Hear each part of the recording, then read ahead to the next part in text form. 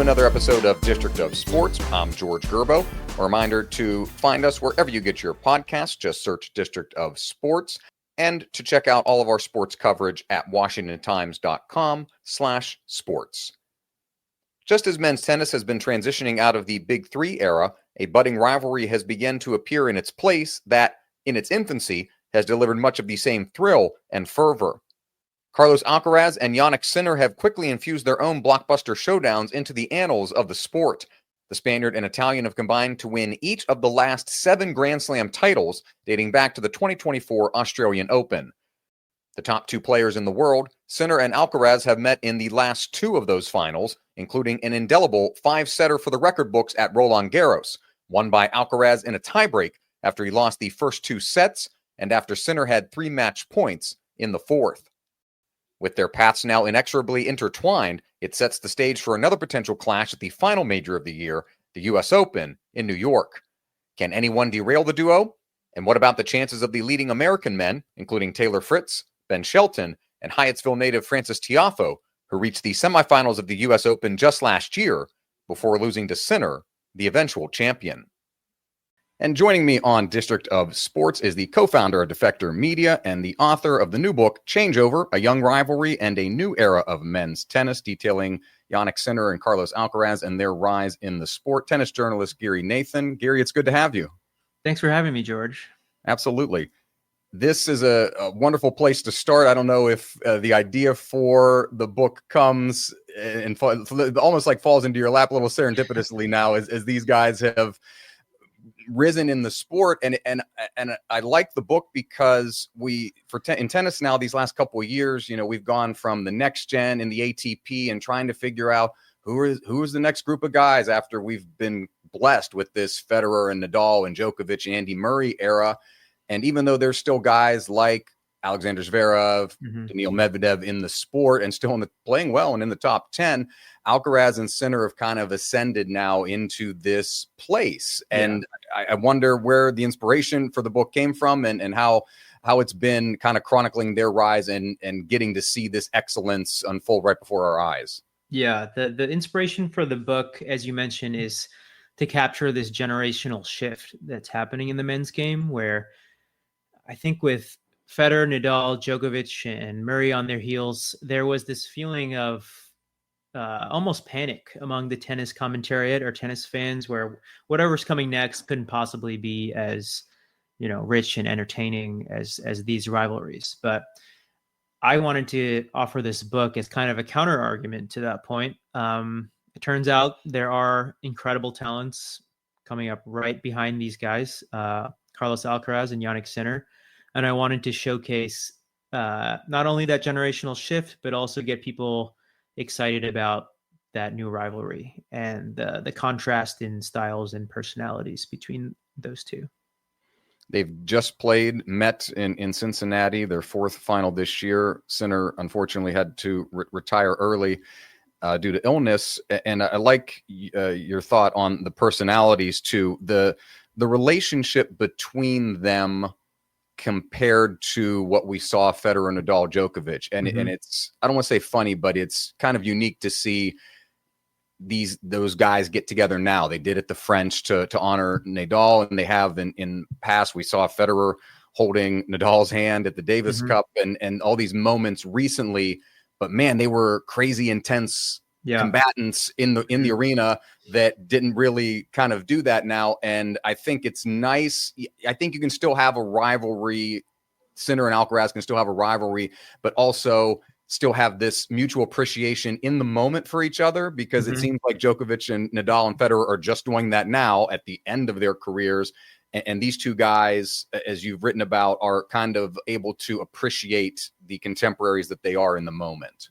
That's absolutely right. I think one interesting thing that Novak Djokovic said kind of at the conclusion of his rivalry with Rafael Nadal, they played for the last time at the Olympics in Paris last summer. He said, we always had a good relationship, but there were limits to how close we could really be, because when you are competing in this zero-sum competition of tennis, there are just innermost details that you're not going to want to tell a rival because it might end up on the scouting report. Like, there is just too much at stake.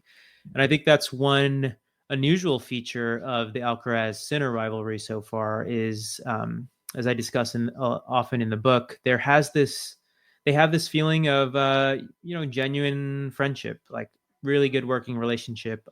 I try to explain what the exact nature of that friendship is in the book, and it's certainly not like they're sharing their deepest, darkest secrets with each other all the time. But whereas the previous generations were more frosty with one another, or perhaps just a slow burn, because you see with Federer and Nadal, they do become really close over the course of their careers, but certainly there was a bit of more fire to it early on.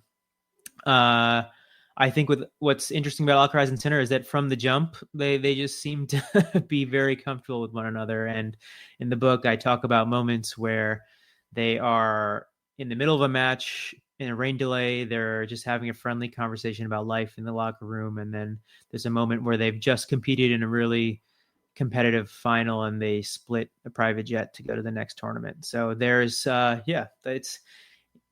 it's been a fun and a slightly unusual shift in the feel of the rivalry emotionally. Is there something that kind of on that note, is there something that's in your research and in writing that surprised you in going into their relationship and kind of detailing their rise to the place that they're at now? Yeah, I think this might come as a surprise to a lot of listeners, but Jannik Sinner didn't commit fully to tennis until he was about 13 years old, which is quite unusual for players of this level of play. And he quickly advanced from there. But when he's 17 years old and starting to play on kind of the minor leagues of professional tennis, he comes across Carlos Alcaraz, at that point 15 years old, already playing at that level, which is quite prodigious. And Sinner loses a tough 3-setter against Alcaraz, and immediately he seeks him out after the match. He wants to learn more about this guy. He's so impressed that a kid 2 years even younger than him is already so successful at this level. So I think from the jump, there is already that kind of early appreciation. And with rivals, there's that push and pull between threat and friend. So I think there's one of the things I'm curious to follow in the years ahead, and maybe for a future book, is whether this friendship does survive a decade of contentious rivalry on the court. But that'll be almost as interesting to follow as the actual tennis, which has been pretty phenomenal too. I'll ask along those lines. I'll ask kind of a theoretical question on the women's side. And do you see anybody that can develop into that now? And I was just kind of going back and thinking, Serena Williams, for as much as she dominated the game, arguably her biggest rival was Venus, was her sister. Had Maria in there. And I guess Iga Swiatek and Aryna Sabalenka are kind of the closest we have now, but they met a few times this year, but they always don't seem to meet. We've had Coco Gauff has won, Elena Rybakina has won, Barbara Krejcikova. You have so many different Grand Slam winners in the women's game that it seems hard to kind of develop something that the men on the men's side that's developed. Yeah, I think it's to Serena's credit that she was so dominant for so long that there was no one rival who really sustained, over, let's say, dozens of matches the way it looks like Alcaraz and Sinner are going to do. But there were a few faces in the mix. Justine Henin had a really good couple of matches against Serena and really pushed her to the limit. So I think what we're seeing emerge now in the women's game is, it seemed for a moment like we were starting to see a big three take shape, potentially, with certainly Iga Swiatek and Aryna Sabalenka at the top, and potentially Elena Rybakina filling that out. But with those two, with Sabalenka and Swiatek, I think you get another kind of pleasing contrast in temperaments out there on the court, where you have Sabalenka, who's so kind of loosey-goosey and open with her emotions. You always know what's going on in her head at any given time, and it's really dramatic. It's an emotional roller coaster, and we have Swiatek, much more reserved, more contained, but equally explosive and cool style of tennis that she plays. So I think we're going kind of from the free-for-all couple of seasons of the post-Serena era into, I think, more consolidated, more consistent performers. Where you look at what Sabalenka's done over the last 2 seasons, and she's going deep at every single major tournament, and the same is true of has been true of Swiatek in the past. So I think we are kind of seeing a streamlining at the top of the women's tour. I want to pivot and talk about the guy everybody here in our neck of the woods in the DMV loves, and that's Frances Tiafoe. Maryland, DC through and through, reps his heart on his sleeve type of guy. He's an easy guy to root for, especially from here. He's had opportunities in the last few years to kind of truly crack that, I don't want to say glass ceiling, but, semifinals of Wimbledon, when he beats Federer, or when he beats Nadal at the US Open, it's kind of a few years ago. It's a big getting on the stage. Does it feel like he still has a chance there? Because there's also these American. Taylor Fritz has finally established himself as not only a top 10 player, but almost a top 5 player. Tommy Paul, other Americans have, I don't want to say surpassed him, but they're playing at a high level now. And it almost makes it harder for Frances to kind of get through that in some aspects. Yeah, I absolutely love watching Tiafoe play and writing about him. He ends up playing a pretty big role in the middle of the book. And one of my takeaways from talking with him and watching him is he does have that kind of peak talent level to mix it up with an Alcaraz. We've seen them go 5 sets at Wimbledon, at the US Open. And he does have that certain unteachable gifts on a tennis court. He's got the quick hands, the creativity. And the question is whether he can establish the same kind of week in, week out, unglamorous consistency. And with Tiafoe, he's quite open about this. He's like, I really lock in when we get to North America to play the hard court season. And I once asked him the question, is there a way to kind of channel that same mindset for other parts of the season? And he's like, it's always going to be tough to feel that way in Madrid in the spring. It's not that feeling of arriving on your home turf and just knowing the crowd's always going to be backing you. But tennis careers are long. He's still quite young. He's got a lot of good seasons ahead of him. And I would be surprised if he wasn't testing these guys, taking them to the very limit at the majors here and there over the next few years. Yeah, to your point, he calls our DC Open the 5th major beyond the 4 that he'd like to win. Yeah. Are there things that you see in his game that need either improvement or things that could help him along that way? It does seem the partnership with David Witt, which started just before DC last year, has helped him.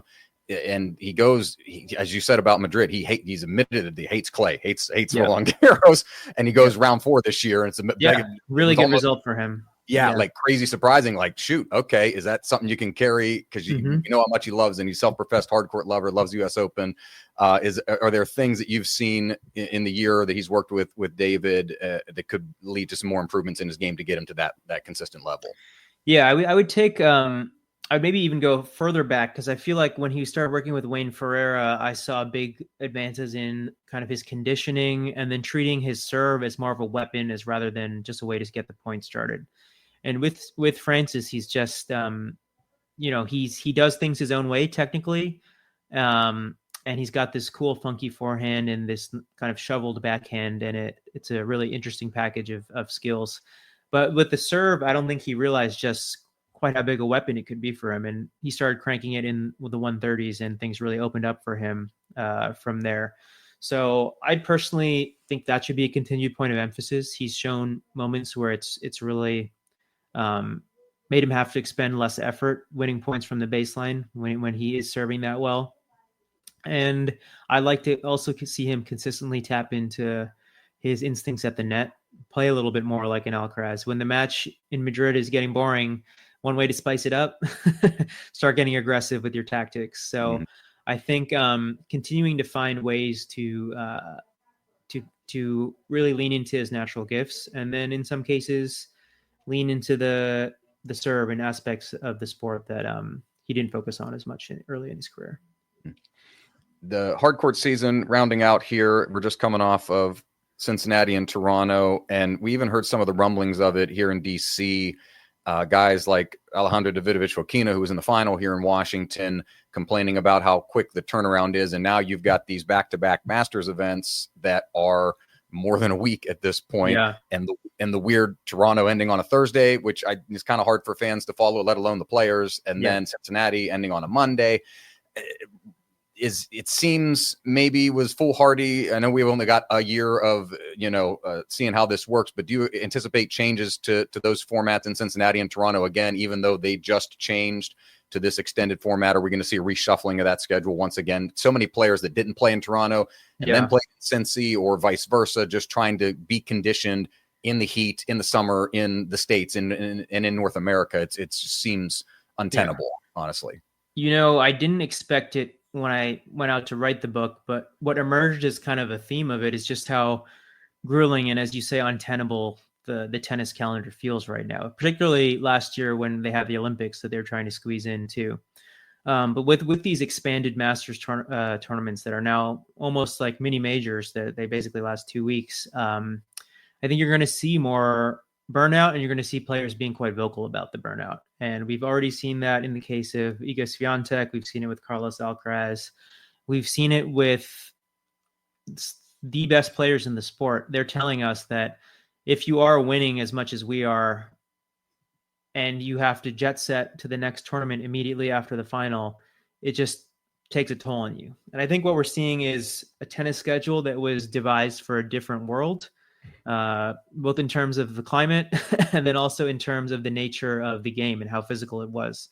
And it's no longer kind of a genteel lawn game. It's an extremely dynamic and explosive sport that takes a lot out of its athletes. And the idea that they can just do this for 11 months a year and then barely have an off season and reset and do it again, I think is not going to be so tenable going forward. So I'm hoping that the powers that be have listened to what the players are saying and can, whether that's rejiggering when in the year these events take place or streamlining them back down. But if I'm being honest, I think once they realize that they can sell more tickets for more days, it's very hard to ever get the toothpaste back in the tube, as it were. But that ended up being a big theme of my book is, the burnout is real.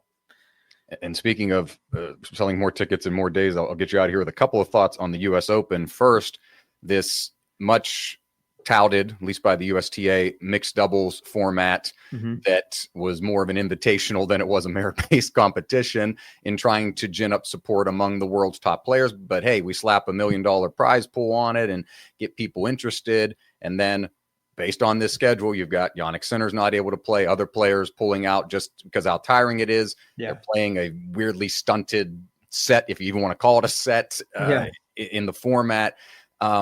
Something that seems to you a little bit, as much as the USTA wants to say it's it's a Grand Slam championship and treat it that way. A lot of people treating it as an exhibition. And I know stateside, we've got a lot of people. Mark Ein, who runs Washington's tournament, loves doubles. He's mic'd up doubles players here in Washington. There's an effort to try to grow that, the double side of the game. Is this the best way to go about it? I would be one of many tennis observers, I guess, who felt like it was a little bit of a gimmick. I think it certainly doesn't hold muster as like, Grand Slam tournament in the same way that the rest of the tournament does. When you are kind of shifting to this format, seeding it in an interesting way where it just seems built to create a spectacle rather than necessarily bring out, the existing doubles teams that have been trying hard to win the rest of the year, the rest of the tennis season. So that being said, it does seem to be commercially pretty successful for the tournament. I see the stands are packed. I'm sure they're selling a lot of merch and food at the site. So it's one of those tug of wars between, what is putting new eyeballs on the sport and then what is cultivating kind of a long-term sustainable, let's call it enriching tennis product out there. And, I'm not going to fully deliver my verdict yet because it's the first year and we're only a couple days in, but it is interesting how all these tournaments are just kind of expanding and getting more and more bloat. And to that last point, I just wonder if the toll on the players is just going to be too high at some point. And I'll get you out of here on this, Giri. Again, Changeover, a young rivalry, and a new era of men's tennis. A perfect segue, not necessarily a prediction, but we've seen Sinner and Alcaraz since the beginning of last year, that's been your major final at each of the Grand Slams.